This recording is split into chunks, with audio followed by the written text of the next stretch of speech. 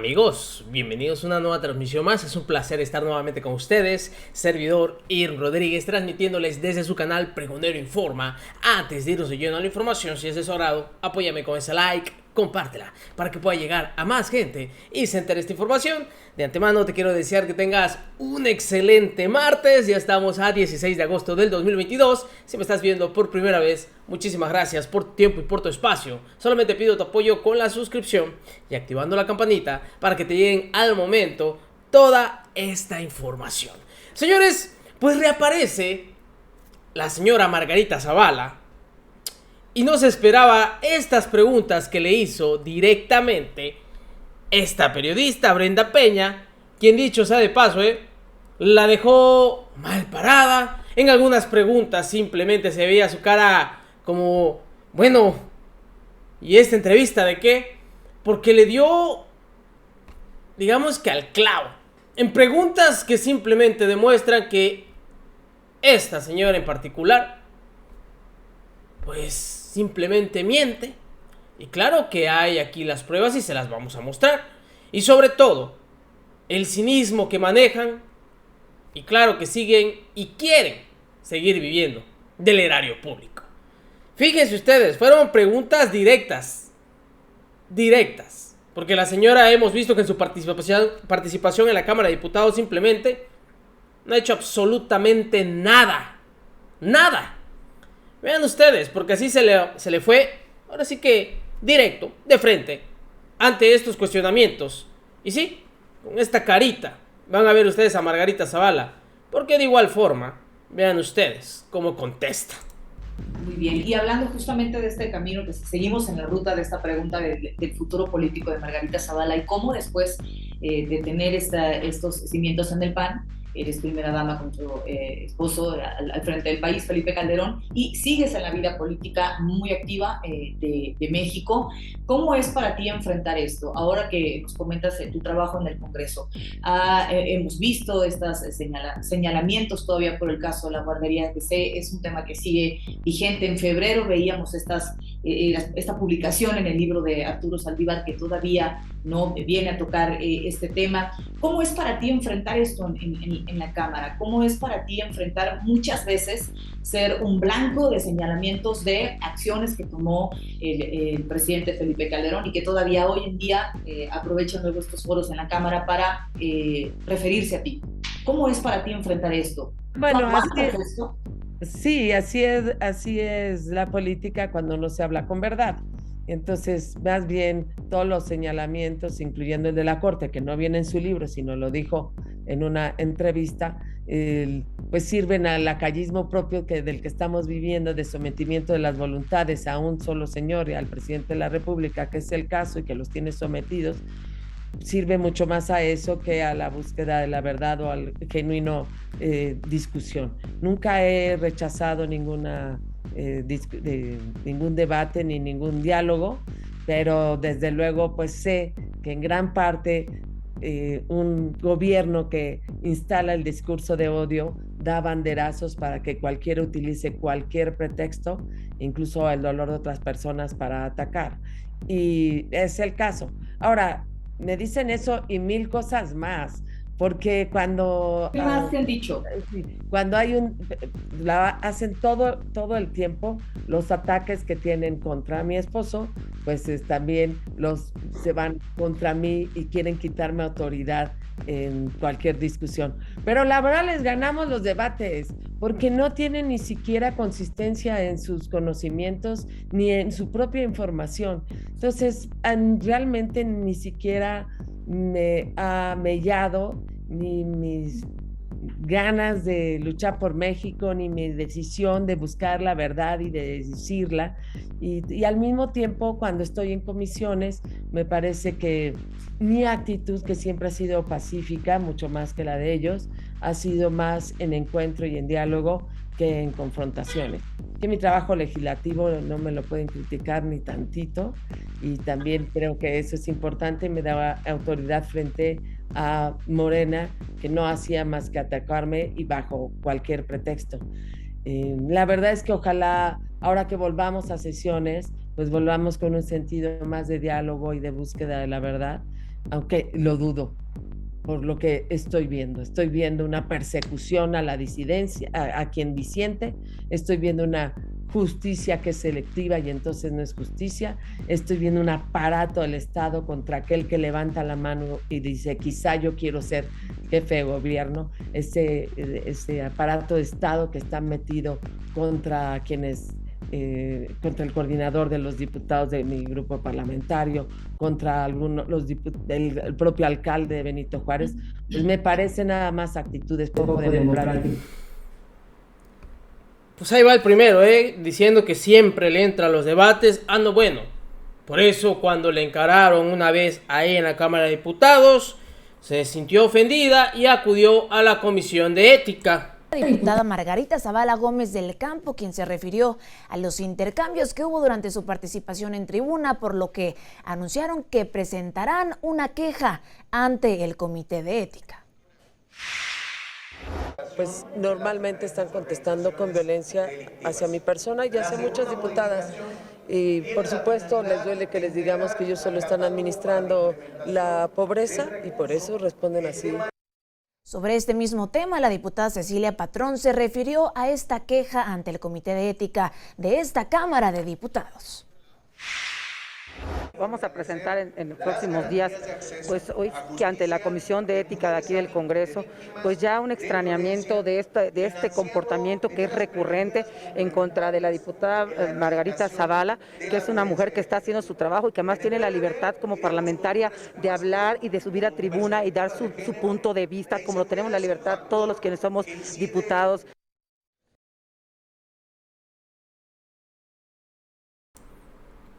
Pues ya vieron, pero bueno. Y que bueno, como hemos decidido en el grupo parlamentario, no nos vamos a callar. ¿Qué es lo que te da esta paz? Que justamente me dices, yo soy una persona pacífica, soy una persona que tiene esa manera de contestar a estos comentarios. ¿Qué te da esa paz de contestar a estos señalamientos, estas críticas, estos juicios? Bueno, pues lo hemos visto, el cinismo, la hipocresía, porque eso es lo que abunda en esta pareja. Y yo creo que ha quedado más demostrado que a lo largo de estos años, pues ese tema que la va a perseguir de la guardería ABC, pues simplemente no lo han podido solucionar. Y le vale. Y le vale. Había negocio de por medio. Bueno, por un lado, voy a hablar de una cosa muy interior que deberíamos de tener más los políticos, pero también la conciencia de lo que has hecho y de las intenciones que has tenido en toda tu vida y de la congruencia con la que has intentado vivir, sin estar exento de errores, obviamente, pero el sentido que le he dado a toda mi vida en términos de mi trabajo político, que siempre he estado encaminado en buscar el servicio y en la búsqueda de la verdad y en el diálogo y en la democracia misma. Cuando se pierde y se acabó, ¿no? O cuando no se tiene la razón, se acepta que no se tiene y punto, ¿no? Y eso sí te da mucha tranquilidad.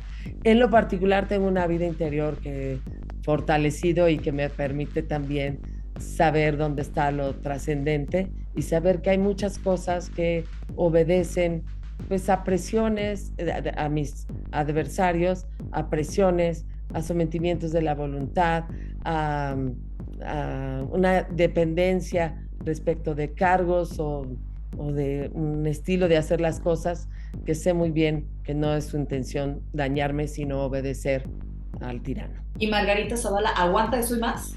Sí. ¿Vas a aguantar más señalamientos? Claro, como todas las mujeres, Brenda. Pero, oye, pero si te vas para la Ciudad de México a contender, si vas como candidata a contender para la Ciudad de México y si quedas elegida, o candidata al Senado, ¿vas a poder también con esas críticas? O sea, tú dices, ¿puedo con esos señalamientos y más? Para todo, Brenda, igual puedes ser candidata al Senado, como ahorita que fui candidata por mayoría a la Diputación Federal, o trabajar de otra manera en equipos de campaña, ya veremos, pero la verdad creo que se trata de aguantar, pero ¿para qué y por qué? Y el por qué es que hay un país que amo profundamente y que estoy viendo un pueblo en desesperanza y un país que está en retroceso. y ese es un motivo suficiente para enfrentar todas las adversidades que se puedan venir, y eso sé que lo compartimos muchas ciudadanas y ciudadanos, y que ahora nuestro país nos está pidiendo pues a casi un grado de heroísmo, y lo digo a los ciudadanos, de sí, digan la verdad. A los empresarios les pido, por favor, no se agachen. Es el momento de decirle no al señor presidente, no lo voy a apoyar en esta.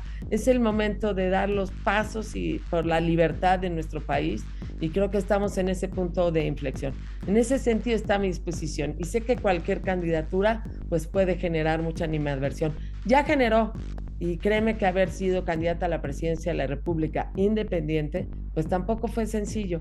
Y también iniciar una campaña interna contra el poder de una persona en un partido, o contra pues Morena y el propio López Obrador, tampoco fue sencillo. Así es que estoy curtidita, y además... ¿Qué piensas de estas decisiones que está tomando el presidente sobre la Guardia Nacional, sobre este tema de que ahora queda adscrita a la Sedena? Se hablaba de una militarización del país. ¿Tú cómo ves esto? Desde luego es una decisión absolutamente inconstitucional, que hay que señalarla, aunque muchas veces el presidente nos ha demostrado que a Morena el derecho no le importa, ni la Constitución. Pero de todos modos lo tenemos que decir. Es absolutamente inconstitucional el decreto que piensa hacer, o peor aún, sin hacerlo, transgredir la Constitución que juró.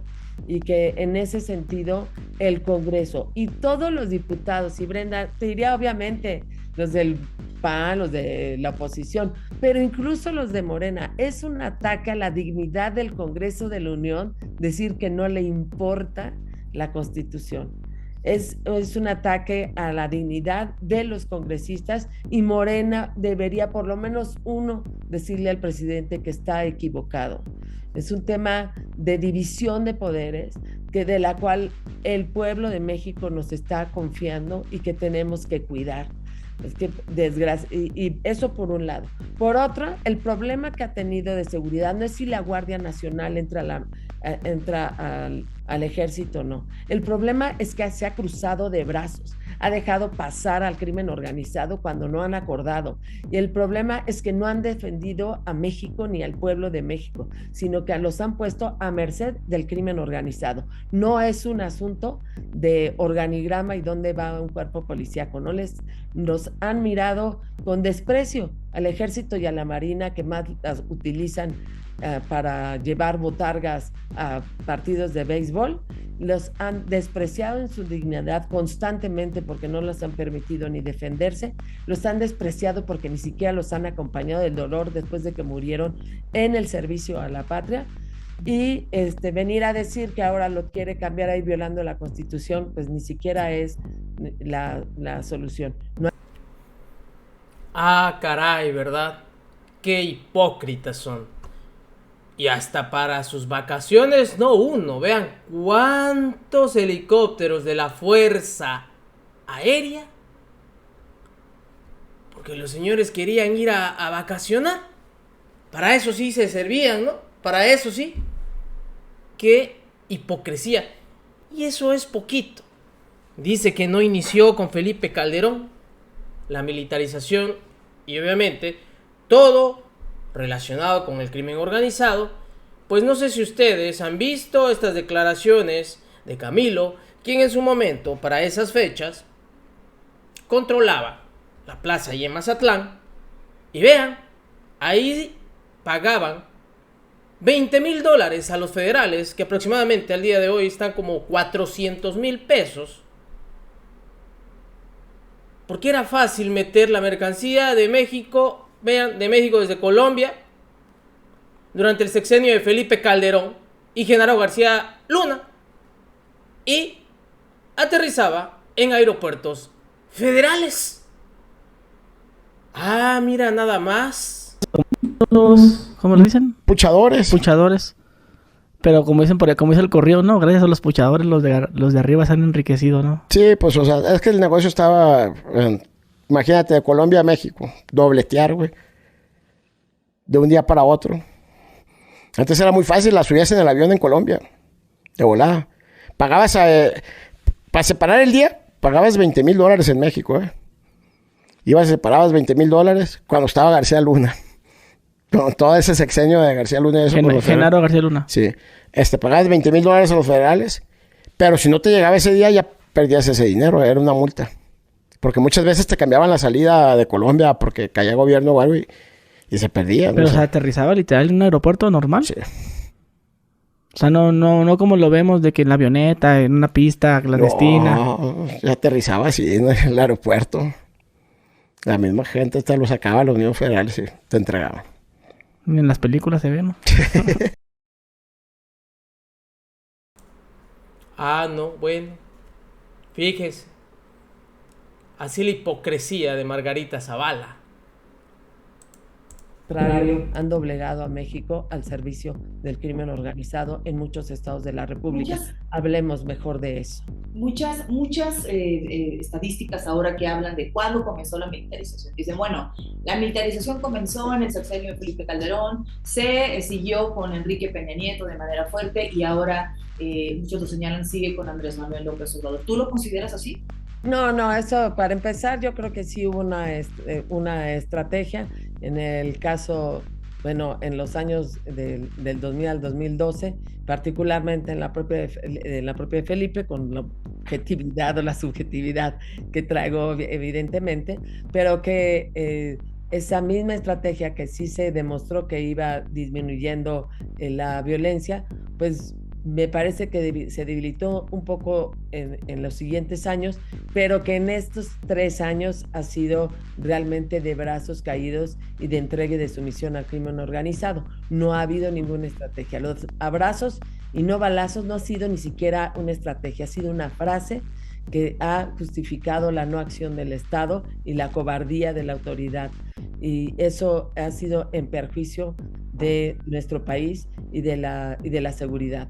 Y te voy a decir, me parece que el ejército, que me consta además su amor a la patria, su sentido del deber y del honor, deberíamos de cuidarlo mucho más, y el Supremo Comandante debería de cuidarlos más en su dignidad y también en el papel que les toca hacer. Y en lugar de fortalecerlos como ejército, los puso a construir aeropuertos, o los pone a construir trenes, o los pone a revisar aduanas o aeropuertos, y no a fortalecerlos en su propia función de soberanía y de defensa nacional. Pero, y además, en ese sentido, al contrario, la militarización, es decir, utilizar al ejército cuando no tienes los instrumentos civiles para enfrentar al crimen, es entendible. Lo que no se valía era deshacer la Policía Federal para dejar en vilo y dejar a disposición del crimen organizado a la propia ciudadanía. Y luego decir, sí necesito al ejército, y ni siquiera cuidarlo. Entonces realmente lo que tenemos es un desorden de Estado y ninguna estrategia. Y para colmo lo están pagando el propio ejército, y lo está pagando también hasta su propia imagen, que no merece ser tratados así. Ahora, preguntarte por otra parte, también una propuesta del presidente, esto en otro tema, ha sido esta reforma electoral en donde él propone... Pero todo este desmadre que hay ahorita, toda esta violencia, está a raíz del 2000 para acá. Que antes había un control en el narcotráfico y todo estaba bien controlado, no había tanta inseguridad. En el 2000 haciendo un vendedero de plazas. Cuando estuvo el presidente Vicente Fox, no digo que él, ¿verdad? Pero a lo mejor su gente o no sé quién, pero hicieron un vendedero de plazas, que es donde se viene una pinche guerra muy cabrona. Todo el sexenio de Fox para acá, si se pone a analizar, de Fox para acá es donde está todo el desmadre, toda la violencia. Fue donde se aumentó y creció. Y con Calderón, y con su guerra contra el narcotráfico. Y lo dice alguien que estuvo directamente involucrado. No tienen perdón ni olvido estos personajes que simplemente, y lo digo, son aberrantes para la política mexicana. Nos vemos en una siguiente emisión. Que sigan pasando un agradable día. Servidor y amigo Irving Rodríguez, transmitiéndoles desde su canal. Recuerden, estamos en busca de la información para esta cuarta transformación. Nos vemos hasta la próxima.